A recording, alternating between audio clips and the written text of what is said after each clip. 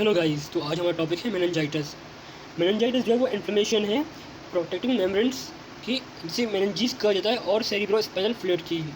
ठीक है, ये जो है लाइफ थ्रेटनिंग मेडिकल इमरजेंसी है। मेनिंजीज जो है वो लेयर है जो कवर करती है आपके ब्रेन को। तो ये 3 लेयर में डिवाइडेड है। सबसे आउटर लेयर थिकेस्ट लेयर है dura mater, then arachnoid mater and pia mater. Arachnoid mater के अंदर ब्लड वेसल्स वगैरह प्रेजेंट होती हैं, और इनके बीच में एक स्पेस है, उसे कहते हैं सब एरेकोनाइड स्पेस। तो एरेकोनाइड मैटर एंड पाया मैटर को मिला के बोला जाता है लेप्टोमेनिंजीज। तो मेनिंजाइटिस जो बेसिकली इन्फ्लेमेशन ऑफ द लेप्टोमेनिंजीज है। ठीक है, कॉजेस क्या है मेनिंजाइटिस के? बैक्टीरियल है, वायरल है एंड फंगल है। इनको एक और क्लासिफिकेशन के थ्रू डिवाइड किया हुआ है, वो है acute, subacute and chronic condition. Acute में bacterial, viral and fungal infection आते हैं मोस्टली, और सब एक्यूट एंड क्रॉनिक में mycobacterium, tuberculosis, treponema pallidum and borrelia species आती है जो कॉज करवाती है मेनिंजाइटिस।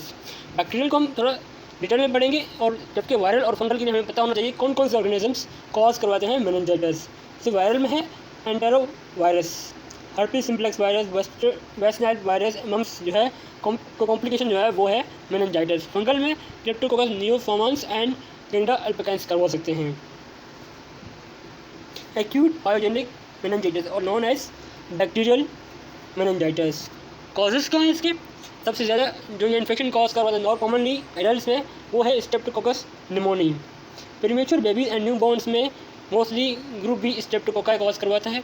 ओल्ड चिल्ड्रंस में neisseria meningitidis and haemophilus influenzae करवाता है। हीमोफिलस इन्फ्लुएंजा अब लेस कॉज करवाता है, क्योंकि हम बच्चों को इम्यूनाइजेशन में इन्फ्लुएंजा की वैक्सीन दे देते हैं, तो उसके अगेंस्ट में एंटीबॉडी फॉर्म हो जाती हैं। एडल्ट में वही निजेरिया मेनिंजाइटिस, स्ट्रेप्टोकोकस निमोनी कॉज करवाता है मोस्टली, और इम्यूनो कम्प्रोमाइज पेशेंट्स में जो है लिस्टेरिया मोनोसाइटोजेंस कॉज करवाता है acute type of pyogenic meningitis. Pathophysiology, these infections are spread via hematogenous spread और डायरेक्ट स्प्रेड। हेमाटोजेनस स्प्रेड जो है वो थ्रू, मतलब कि जो ऑर्गेनिज्म है वो स्प्रेड होता है ब्लड के थ्रू तो मेनिंजीज तक, जबकि डायरेक्ट किसी इन्फेक्शन की वजह से, किसी सर्जरी की वजह से, किसी ट्रॉमा की वजह से डायरेक्ट ऑर्गेनिज्म जो है वो स्प्रेड हो। और इसकी तो फिजियोलॉजी ऐसी है कि बैक्टीरियल मेनिंजाइटिस में स्टार्ट होती है आपकी नेजोफ्रेंजियल कोलोनाइजेशन के साथ, देन फॉलोड कर दिए localize invasion into the blood stream और invasion of the meninges, then the inflammation response process and cause the clinical manifestations, जिसमें कॉमनली एडिमा हमें मिलेगा मोस्टली। अच्छा, पेशेंट की सिम्टम्स क्या होंगे, प्रेजेंटेशन क्या होगी? 3 चीज़ें हमें मिलेंगी, जिसे हम बोलते हैं ट्राइड। ट्राइड में क्या होगा? High grade fever, headache and stiff neck.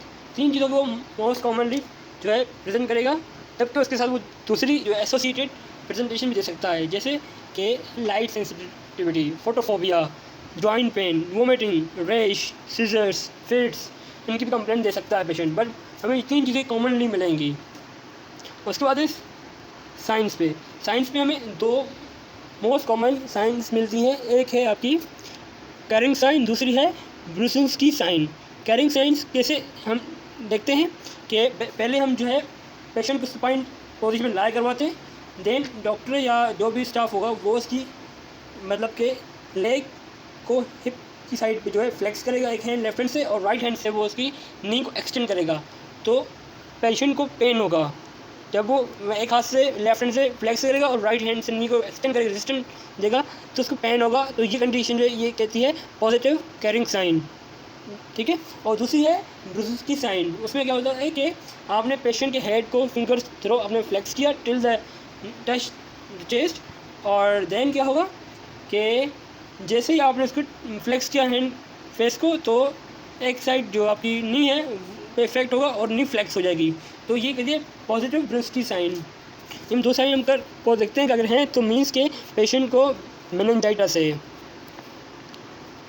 Other हमें कौन साइंस मिल सकती है? फोकल न्यूरोलॉजिकल साइंस मिल सकती है, हेमीपैरेसिस हो गया, विजुअल फील्ड डिफेक्ट हो गया, सेंट्रल नर्वस पैल्सीज हो गई, रेश में हमें मैक्यूलोपेपुलर और पेडिकल रेश मिलेगा। ठीक है, आते हैं इसकी पिक्चर पे। ये पिक्चर शो कर रही है आपको एक्सिडेंट्स जो प्रेजेंट होगा मेनिंजीज पे, जो वाइट कलर का पसी लाइक जो है आपको एग्जीक्यूट प्रेजेंट होगा मेनिंजेस पे, और आपको यहाँ पे वेसल भी इंगोस्ट मिलेंगी। जबकि माइक्रोस्कोपिक एग्जामिनेशन में हमें क्या मिलेंगे, न्यूट्रोफिल्स प्रेजेंट होंगे सब एरिकनल स्पेस में, ठीक है, और ब्लड वेसल्स भी अराउंड में इन सीवियर लेस केसेस में मिलेंगे। This is picture of the maculopapular rash और petechial rash present the complaint of patient. Microscopic picture में दो चीज़ें मैंने पढ़ी थी, एक इन्फ्लेमेटरी इन्फिल्ट्रेट्स मिलेंगे, दूसरा एडिमा मिलेगा, और ब्लड वेसल के सामने भी आपको इन्फिल्ट्रेट्स न्यूट्रोफिल्स मिलेंगे। इन्वेस्टिगेशन CBC करवाते हैं बेसलाइन टेस्ट में, जिसमें हमें पता पड़ेगा कि अगर इन्फेक्शन है तो WBC बढ़े हुए होंगे उसके, बैक्टीरियल इन्फेक्शन है तो। और CT स्कैन करवाते हैं तो एक्सक्लूड आउट कोई लीजन तो नहीं है, कोई फोकल न्यूरोलॉजिकल एबनॉर्मलिटी तो नहीं है, ठीक है। और अगर ये दोनों चीज़ें आपको उसमें WBC मिल रहे हैं और आपको वहाँ पे CT स्कैन में कोई लीजन नहीं मिल रहा, तो आपने उसका लंबर पंक्चर टेस्ट करवाना है, और इस लंबर स्पाइन टेप भी कहा जाता है जिसको।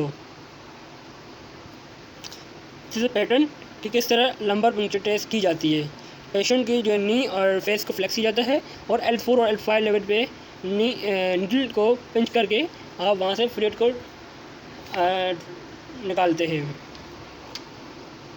और ब्लड कल्चर भी करवा सकते हैं अगर WBC इंक्रीज मिलेंगे तो। ये एक चार्ट है जो डिफरेंस बता रहा है कि कैसे डिफ्रेंशिएट करना है bacterial, viral and tuberculous type of meningitis को। तो ये डिपेंड बेसिकली बता रहा है कि CSF में आपको क्या क्या मिलेगा तीनों में। अगर हम बैक्टीरियल की बात करें तो बैक्टीरियल में हमें इंट्राक्रेनियल प्रेशर बढ़ा हुआ मिलेगा, जबकि वायरल में नहीं मिलेगा, और ट्यूबरकुलस में भी मिल सकता है, इतना नहीं जितना बैक्टीरियल इन्फेक्शन में बढ़ा हुआ मिलेगा। अच्छा, तो उसमें हम दो चीज़ें और देखें, WBC काउंट देखेंगे, ग्लूकोज और प्रोटीन लेवल्स देखेंगे, ठीक है। तो बैक्टीरियल में क्या होगा कि WBC काउंट बढ़ा हुआ होगा, जबकि वायरल में आपको नियर नॉर्मल मिलेगा, और ट्यूबरकुलस इन्फेक्शन में भी बढ़ा हुआ होता है, बट नॉर्मल और लेस इंक्रीज़ होता है। ग्लूकोज लेवल्स सबसे कम बैक्टीरियल इन्फेक्शन में होंगी, और वायरल इन्फेक्शन नॉर्मल होंगी, और प्रोटीन लेवल तीनों में बड़ी होती हैं, बस ट्यूबरकुलस इसमें टाइप में मार्केटली इंक्रीज़ होती हैं। ये तीन चीज़ें देखी जाती हैं। और लिम्फोसाइट्स भी देखे जाते हैं, तो वायरल में हमें लिम्फोसाइट्स मिलेंगे, और ट्यूबरकुलस में हमें लिम्फोसाइट्स मिलेंगे, बट इतने नहीं मिलेंगे जितने वायरल में मिलेंगे हमें काउंट्स। तो कोई भी क्वेरी आए अगर उसमें इस तरह की आ जाए कि आपकी जो है CSF में प्रोटीन लेवल बढ़ी हुई है और ग्लूकोज लेवल डिक्रीज़ है, तो आपको माइंड में ये लाना चाहिए कि ये बैक्टीरियल इन्फेक्शन हो सकता है, और मोस्ट प्रोबेबली बैक्टीरियल इन्फेक्शन ही होता है। ये इसका दूसरा चार्ट है, वो भी बता रहा है बैक्टीरियल, वायरल, ट्यूबरकुलस, फंगल और मैलिग्नेंट टाइप्स में हमें क्या क्या चीज़ें मिलेंगी।